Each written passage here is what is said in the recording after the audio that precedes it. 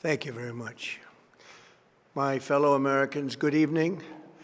Let me begin by congratulating the team at NASA and our brave astronauts on the successful launch of Artemis II. It was quite something.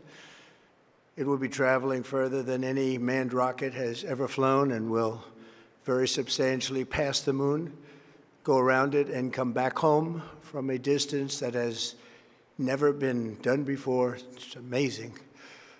They are on the way, and God bless them. These are brave people. We want to God bless those 4 unbelievable astronauts. As we speak this evening, it's been just 1 month since the United States military began Operation Epic Fury, targeting the world's #1 state sponsor of terror, Iran. In these past 4 weeks, our armed forces have delivered swift, decisive, overwhelming victories on the battlefield, victories like few people have ever seen before. Tonight, Iran's Navy is gone. Their Air Force is in ruins. Their leaders, most of them terrorist regime they led, are now dead. Their command and control of the Islamic Revolutionary Guard Corps is being decimated as we speak. Their ability to launch missiles and drones is dramatically curtailed, and their weapons, factories, and rocket launchers are being blown to pieces. Very few of them left. Never in the history of warfare has an enemy suffered such clear and devastating large-scale losses in a matter of weeks. Our enemies are losing in America, as it has been for 5 years under my presidency, is winning, and now winning bigger than ever before. Before discussing this current situation, I also want to thank our troops for the masterful job they did in taking the country of Venezuela in a matter of minutes. That hit was quick, lethal, violent, and respected by everyone all over the world. After rebuilding our military during my first term, we have by far the strongest military anywhere in the world, and now we're working along with Venezuela and are, in a true sense, joint venture partners. We're getting along incredibly well in the production and sale of massive amounts of oil and gas, the second largest reserves on Earth after the United States of America. We're now totally independent of the Middle East, and yet we are there to help. We don't have to be there. We don't need their oil. We don't need anything they have, but we're there to help our allies. Tonight, I want to provide an update on the tremendous progress our warriors have made in Iran and discuss why Operation Epic Fury is necessary for the safety of America and the security of the free world. From the very first day I announced my campaign for president in 2015, I have vowed that I would never allow Iran to have a nuclear weapon. This fanatical regime has been chanting death to America, death to Israel for 47 years. Their proxies were behind the murder of 241 Americans in the Marine barracks bombing in Beirut, the slaughter of hundreds of our service members with roadside bombs. They were involved in the attack on the USS Cole, and they carried out the countless other heinous acts, including the just horrible, bloody atrocities of October 7th in Israel, something that most people have never seen anything like it. This murderous regime also recently killed 45,000 of their own people who were protesting in Iran. 45,000 dead. For these terrorists to have nuclear weapons would be an intolerable threat.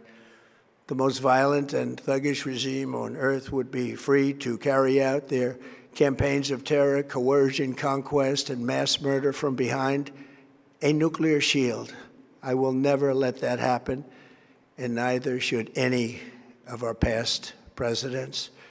This situation has been going on for 47 years and should have been handled long before I arrived in office.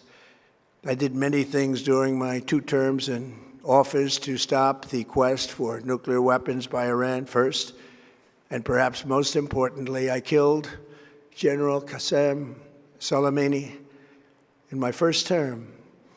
He was an evil genius, brilliant person, a horrible human being, however, the father of the roadside bomb. And he lived just horrible, what he did.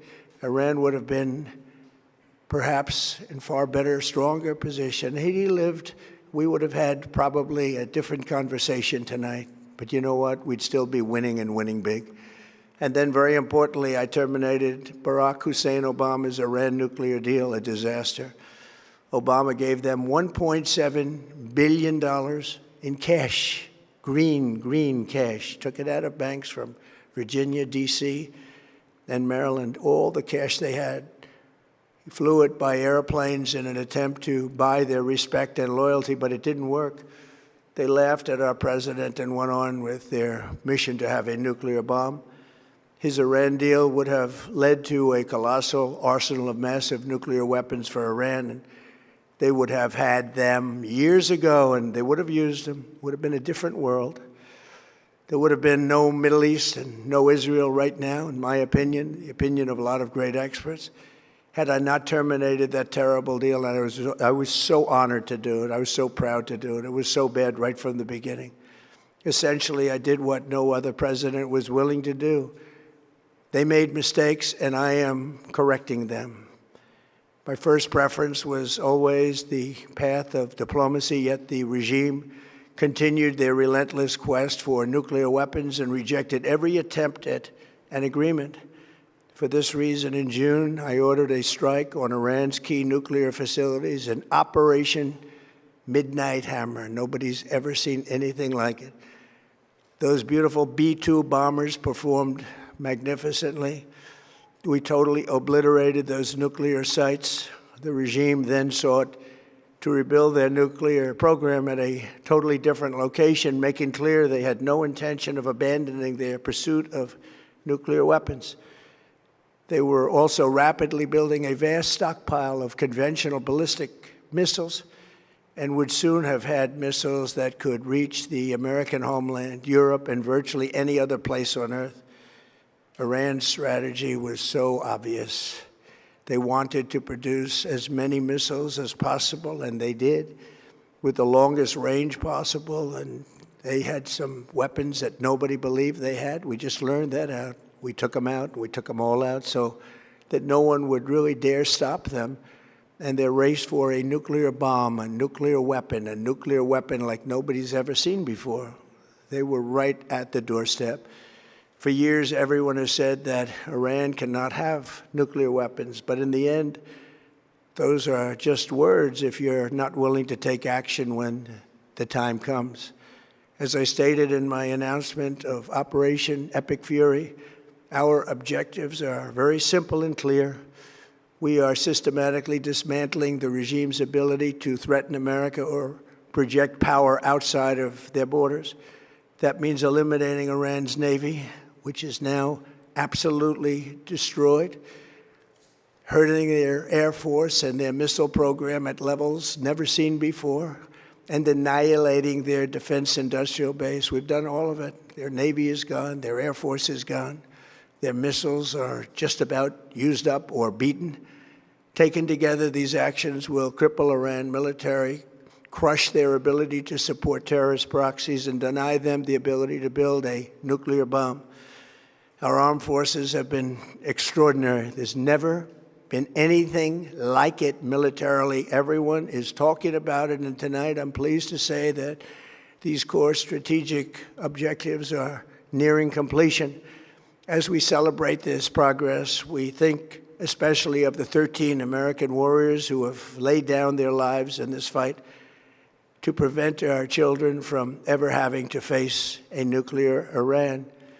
Twice this past month, I have traveled to Dover Air Force Base, and it's been something. I wanted to be with those heroes as they return to American soil, and I was with them and their families, their parents, their wives, their husbands. We salute them, and now we must honor them by completing the mission for which they gave their lives. And every single one of the people, their loved ones said, "Please, sir, please finish the job, every one of them. And we are going to finish the job, and we're going to finish it very fast. We're getting very close. I want to thank our allies in the Middle East, Israel, Saudi Arabia, Qatar, the UAE, Kuwait, and Bahrain. They've been great, and we will not let them get hurt or fail in any way, shape, or form. Many Americans have been concerned to see the recent rise in gasoline prices here at home. This short-term increase has been entirely the result of the Iranian regime launching deranged terror attacks against commercial oil tankers in neighboring countries that have nothing to do with the conflict. This is yet more proof that Iran can never be trusted with nuclear weapons. They will use them, and they will use them quickly. It would lead to decades of extortion, economic pain, and instability worse than we can ever imagine. The United States has never been better prepared economically to confront this threat. You all know that. We built the strongest economy in history. We're going through it right now, the strongest in history. In 1 year, we've taken a dead and crippled country. I hate to say that, but we were a dead and crippled country after the last administration and made it the hottest country anywhere in the world by far, with no inflation, record-setting investments coming into the United States, over $18 trillion, and the highest stock market ever, with 53 all-time record highs in just 1 year. It all positioned us to get rid of a cancer that has long simmered. It's known as the nuclear Iran, and they didn't know what was coming. They've never imagined it. Remember, because of our Drill Baby Drill program, America has plenty of gas. We have so much gas. Under my leadership, we are #1 producer of oil and gas on the planet, without even discussing the millions of barrels that we're getting from Venezuela. Because of the Trump administration's policies, we produce more oil and gas than Saudi Arabia and Russia combined. Think of that, Saudi Arabia and Russia combined. And that number will soon be substantially higher than that. There's no country like us anywhere in the world, and we're in great shape for the future. The United States imports almost no oil through the Hormuz Strait and won't be taking any in the future. We don't need it. We haven't needed it, and we don't need it. We've beaten and completely decimated Iran. They are decimated, both militarily and economically and in every other way. And the countries of the world that do receive oil through the Hormuz Strait must take care of that passage. They must cherish it. They must grab it and cherish it. They can do it easily. We will be helpful, but they should take the lead in protecting the oil that they so desperately depend on. So to those countries that can't get fuel, many of which refuse to get involved in the decapitation of Iran, we had to do it ourselves. I have a suggestion. #1, buy oil from the United States of America. We have plenty. We have so much. And #2, build up some delayed courage. Should have done it before. Should have done it with us, as we asked. Go to the Strait and just take it, protect it, use it for yourselves. Iran has been essentially decimated. The hard part is done, so it should be easy. And in any event, when this conflict is over, the Strait will open up naturally. It'll just open up naturally. They're going to want to be able to sell oil because that's all they have to try and rebuild. It will resume the flowing, and the gas prices will rapidly come back down. Stock prices will rapidly go back up. They haven't come down very much, frankly. They came down a little bit, but they've had some very good days over the last couple of days. We've done actually much better than I thought, but we had to take that little journey to Iran to get rid of this horrible threat. With our historic tax cuts, where people are just now talking about receiving larger refunds than they ever thought possible, they are getting so much more money than they thought. That's from the great, big, beautiful bill. Our economy is strong and improving by the day, and it will soon be roaring back like never before. It will top the levels that it was a month ago. I've made clear from the beginning of Operation Epic Fury that we will continue until our objectives are fully achieved. Thanks to the progress we've made, I can say tonight that we are on track to complete all of America's military objectives shortly, very shortly. We are going to hit them extremely hard over the next 2 to 3 weeks. We're going to bring them back to the Stone Ages where they belong.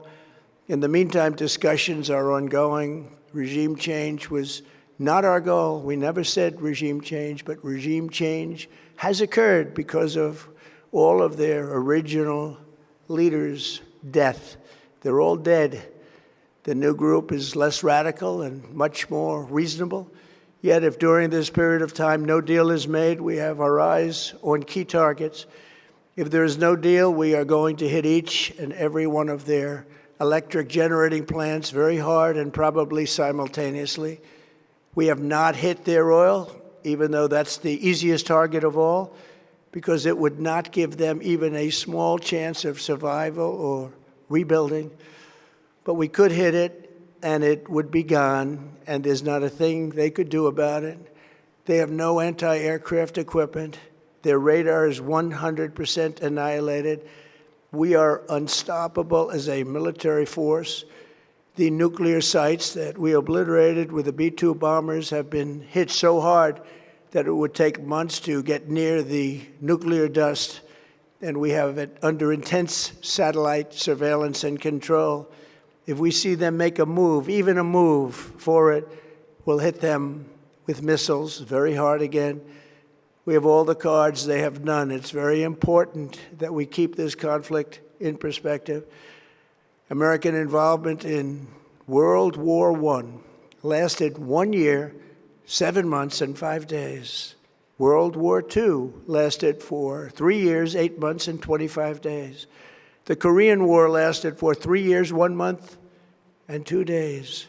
The Vietnam War lasted for 19 years, 5 months, and 29 days.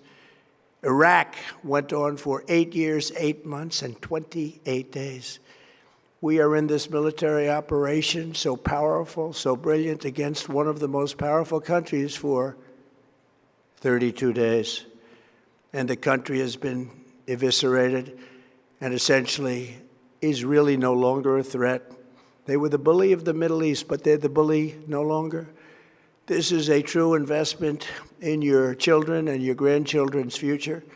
The whole world is watching, and they can't leave the power, strength, and brilliance. They just can't believe what they're seeing. They leave it to your imagination, but they can't believe what they're seeing, the brilliance of the United States military. Tonight, every American can look forward to a day when we are finally free from the wickedness of Iranian aggression and the specter of nuclear blackmail. Because of the actions we have taken, we are on the cusp of ending Iran's sinister threat to America and the world. And I'll tell you, the world is watching. And when we do, when it's all over, the United States will be safer, stronger, more prosperous, and greater than it has ever been before. May God bless the men and women of the United States Armed Forces, and may God bless the United States of America. Thank you very much, and good night.